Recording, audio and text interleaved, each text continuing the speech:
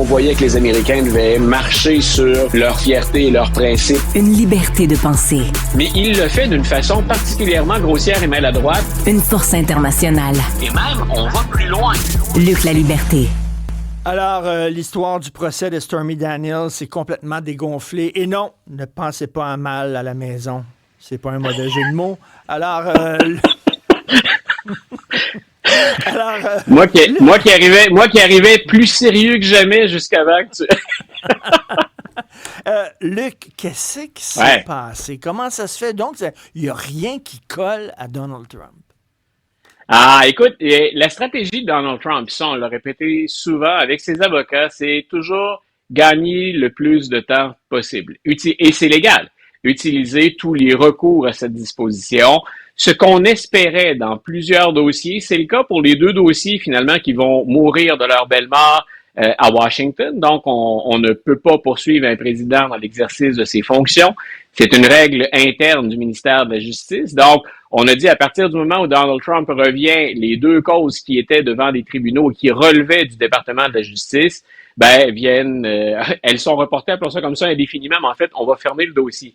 C'est un peu ce qui se passe aussi à Manhattan. Donc, excuse-moi, ouais. Même si c'est une histoire de cas de meurtre, puis tout ça, là, boum, ça tombe. Dès qu'il est Écoute, t'as vu le jugement de la Cour suprême. Écoute, je fais ça rapidement parce qu'on peut se mélanger dans les dossiers. Il y avait 2 causes, donc, dans lesquelles c'était le procureur spécial Jack Smith qui était impliqué.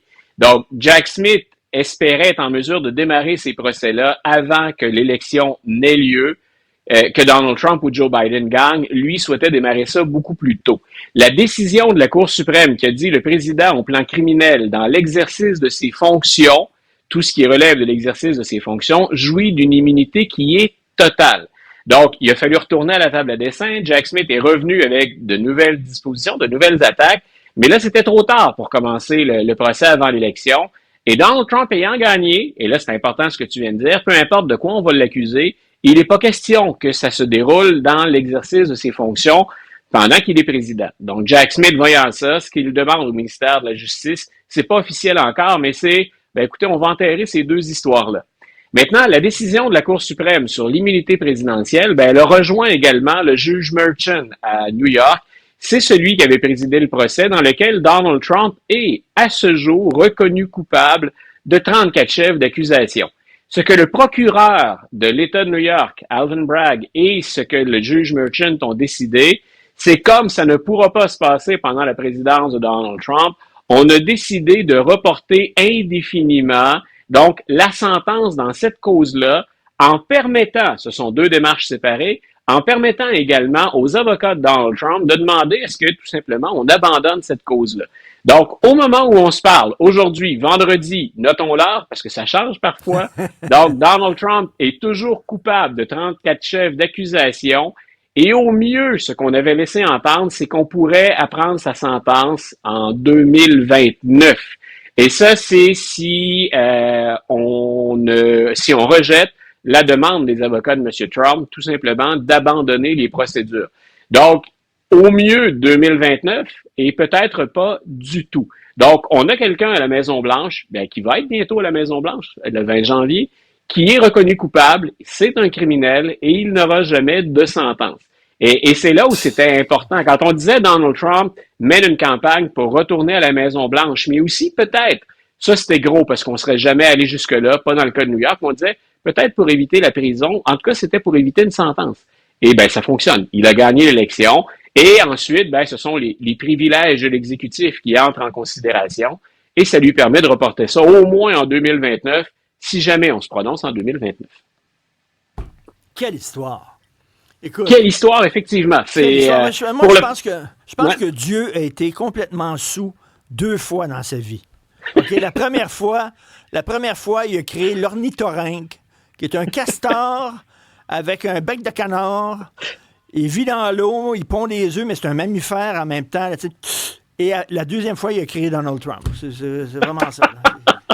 Je vais me retenir d'associer les 2 parce que peut-être que finalement, Dieu n'a été sous qu'une seule fois. Donc, Bon, écoute, on est un ornithorynque, c'est ça. On l'a, voilà. Le voilà. Merci, Jean-Philippe. La cuite divine. Allons-y. Oui. C'est vendredi, on va rigoler. Écoute, je suis né, j'ai grandi à Verdun, qui était une ville sèche à l'époque, c'est-à-dire Voilà. on vendait de l'alcool, mais il fallait absolument manger. Donc, il n'y avait pas de brasserie, il n'y avait pas de taverne, il n'y avait pas de club. Tout ça a changé, ça fait pas très longtemps. Mais là, tu parles d'une ville du New Jersey. J'ai vu ça passer Ouais. dans le New York Times, une ville du New Jersey qui vient d'abolir la prohibition. C'est-à-dire que Ouais. il n'y avait aucune vente d'alcool du tout, là. Rien. Rien. Donc, c'est Haddon Heights. Peut-être que nos auditeurs ou nos téléspectateurs qui sont déjà passés par là au New Jersey. C'est une charmante petite ville. C'est un milieu où il fait bon vivre. Puis c'est vraiment une toute petite ville. On n'a pas 8000 habitants. On a 7000 quelques personnes qui vivent à Haddon Heights. Et la ville a 120 ans d'existence. Et en 120 ans, on a toujours choisi de maintenir une prohibition. C'est une ville qui est près. Moi, je suis passé par là en Ah allant oui? à Philadelphie.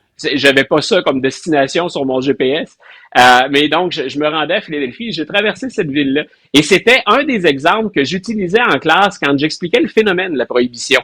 Le 18e et le 21e amendement, on a deux amendements, hein, un qui mettait en place la prohibition et l'autre qui l'annulait.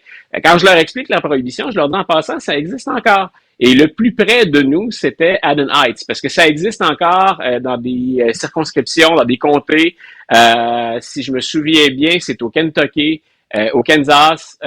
Au Texas, on a encore une vingtaine de circonscriptions qui sont l'équivalent des dry states, des États secs ou des circonscriptions sèches, comme tu l'as mentionné, pour Verdun. Donc, Haddon Heights disait, nous, on n'en veut pas de problème chez nous. Ce sont des jeunes familles, des parents, des grands-parents. Sortez de la ville si vous voulez aller boire. Et on vient de voter récemment, et là, c'était un vote 2 pour 1, 2 contre 1, en faveur, finalement, de permettre la vente d'alcool. Il y a de charmantes petites terrasses, donc, à Haddon Heights. Le problème pour les habitants, il y a des habitants en passant qui ont dit, nous, on est révoltés de mettre fin à ça parce que on pense que ça va être une réaction en chaîne et on aime notre milieu de vie. D'autres disaient, ben écoutez, justement, c'est une petite ville familiale. Moi, j'aime bien ça, aller avec ma blonde sur une terrasse. Pourquoi pas boire une bière en même temps? Mais pour les habitants, qu'on soit pour ou contre, le problème risque d'être assez limité parce qu'il y a une loi au New Jersey qui, elle, établit qu'il y a un certain nombre de permis d'alcool qu'on peut avoir en fonction de sa population totale. Et on va procéder par tirage au sort à Haddon Heights. Donc, on ne peut avoir, comme on a que un peu plus de 7000 habitants, on ne peut avoir que 2 permis d'alcool. Donc, on devine qu'il y a plus que 2 restaurants ou 2 bars ou des endroits où on pourrait vendre de l'alcool. Donc, on organise une loterie et il y aura que 2 heureux gagnants, en tout cas on l'espère, et des clients heureux de ces 2 établissements.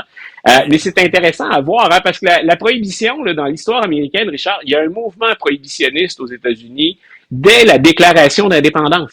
Quand on crée ce pays-là, il y a déjà, aux premières élections, des gens qui favorisent le parti qui, dans sa plateforme, sera le plus près possible de la prohibition.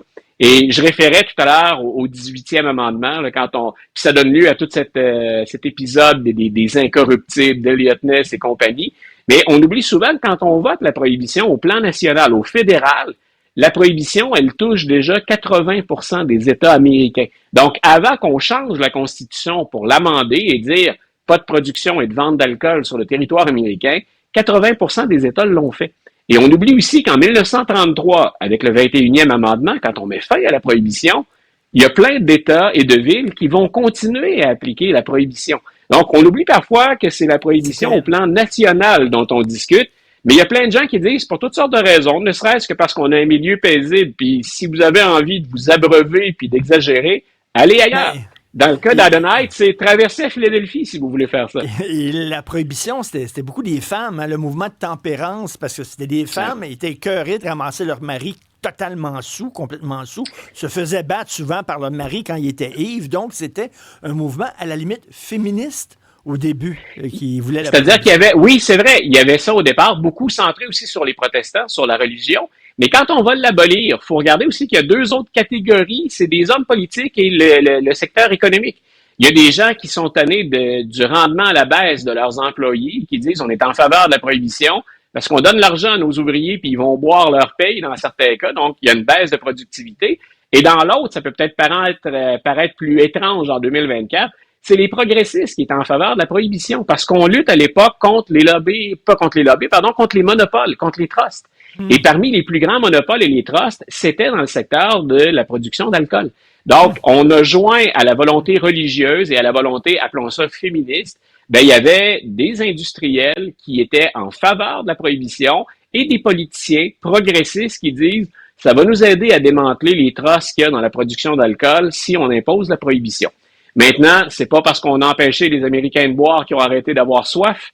Et c'est la raison pour laquelle on est revenu finalement à autoriser la vente et la production d'alcool sur le territoire américain. Mais écoute, ça me fait rire parce qu'une ville du New Jersey, Luc, tu me dis New Jersey, pour moi, il y a trois choses qui me viennent en tête. Trois affaires. Bruce Springsteen, OK?